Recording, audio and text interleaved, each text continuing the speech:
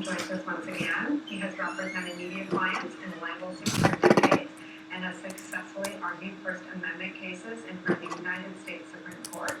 Plus, former Republican Congressman David Jelly's here, and former U.S. Senator Claire McCaskill is back with us. David and Claire, MSNBC political analyst. We are so lucky to have all of you. David, I want to start with you. I should say on these internal deliberations that involve Bret Baier and Martha MacCallum, who have the news anchor kind of titles on these nights, there is some sense from folks close to Bret Baier that what he was saying was a quick call back in the as yet called column. But regardless, Peter Baker's reporting is rock solid on the fact that even the newsiest figures inside Fox News were very uncomfortable with an accurate call on Arizona for Joe Biden. I think they saw it as a terrible thing to have to present to their viewers, especially ahead of others having gone first. They would have liked very much to have been able to lay the groundwork and say, Fox News is joining 2, 3, 4 other news organizations. For the love of God, please don't let us be the ones to break this news to our viewers and to the nation. And that was what I think was seen as the real severing of the cord between many Trump voters and Fox viewers and the network that night. And for the, you saw it on their faces. There was surprise, Bill Hemmer, Bret Baier, Martha MacCallum, that they were presenting it that night. Not that they didn't have any notice, but that this was happening. There was an enormity of what was going on. They knew this was news that their audiences didn't want to hear. And if you think about it, what was amazing was this was a result of what? Back in 2016, when all major news organizations were flummoxed and surprised that the polls did not reflect Donald Trump's enduring strength in states where it mattered so much, the electoral count, Fox News decided to go on its own, and it was joined ultimately by the Associated Press in a completely different model. Well, Fox had the fruits of that model on election night in 2020, and it completely reversed what Fox expected to be able to deliver to its audiences, in the sense that it was the bearer of the worst possible news to its large audience, and of course the audience of one that had served so assiduously Donald Trump himself.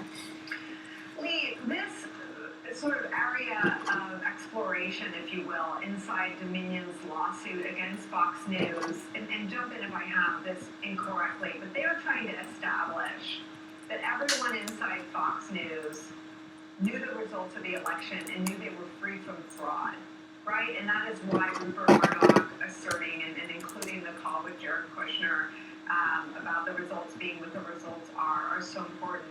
If I have that right, let me know. If I have that wrong, correct me. And then just explain the legal significance of the quality of the data and the confidence in the accuracy of the call before we sort of take this tangent on what it means. Well, Nicole, I think we have to be careful not to mix apples and oranges here.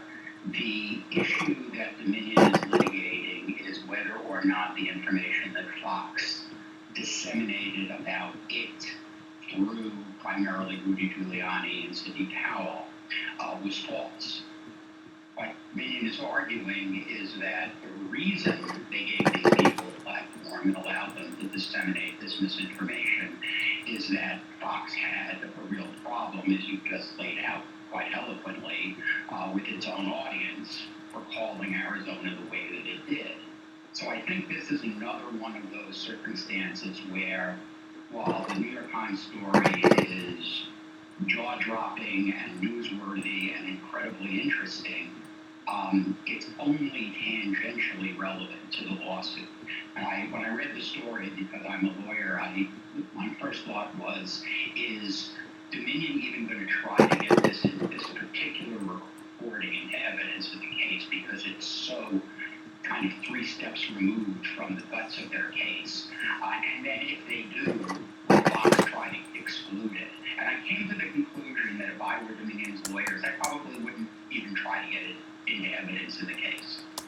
Lee, you've done such a good job and an important service to our show in sort of organizing the journalism around this lawsuit into that which is legally a blockbuster or significant, and that which tells us things that we may have suspected about Fox News, but before this lawsuit, and thanks to this lawsuit, and in the public interest, to understand how dishonestly broadcast decisions are made is a separate bucket. And so I appreciate you sort of siphoning this off of there. But let me ask you this on sort of the legal front.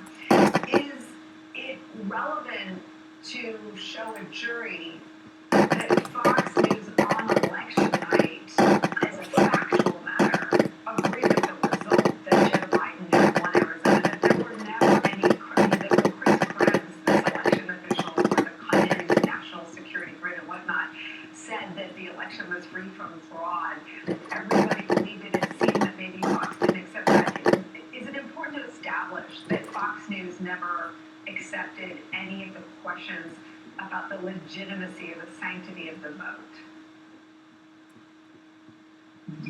With respect to your last question, the answer is yes. I mean, the Chris Krebs declaration is directly relevant to the case because it shows that that was one of the many data points that Fox News had at the time that it was putting Giuliani and Powell on the air that indicated that there was no fraud that resulted in a change in the result of the election.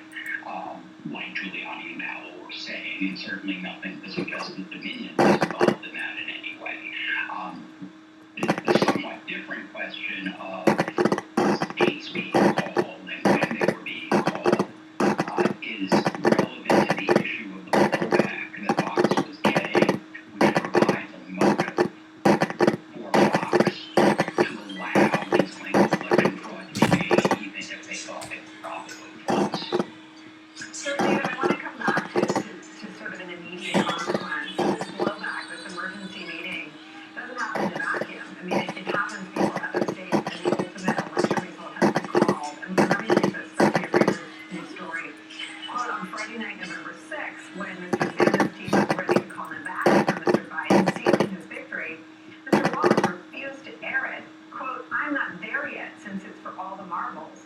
Just a heavier burden than an individual state call, Wallace wrote in a text message that was obtained by the New York Times. Rather than be the first to call the election winner, Fox became the last. CNN declared Mr. Biden the victor the next day at 11:24 a.m.